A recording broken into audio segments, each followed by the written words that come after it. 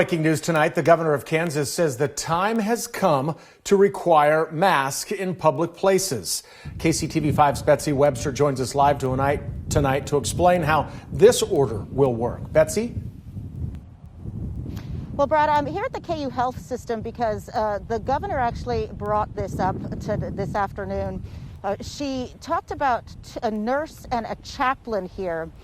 She named them and described as the reason for some of the administration's new steps that were announced today being the physical and emotional exhaustion that these medical professionals are dealing with. Now let's take you to a look at the new executive order on face coverings that she issued today. This is an attempt to address resistance to her July mask mandate, due in part to what she says was a flawed one-size-fits-all approach.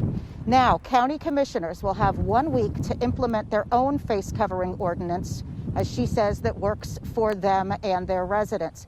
If after a week they're not created, then if they have not created their own, they will automatically be opted into the state's standard face covering protocol.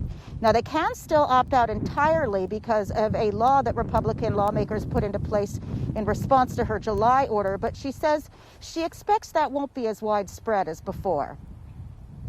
We have heard from, a lot of people, including our own Senate President Susan Wagle, that if we were to put in place another executive order with face covering protocols, that a number of counties that originally opted out would come back in. And she says she was able to get the support of the Republican leadership in the State House, in part because she changed things to get rid of that one-size-fits-all approach, but also because she added something that they asked for.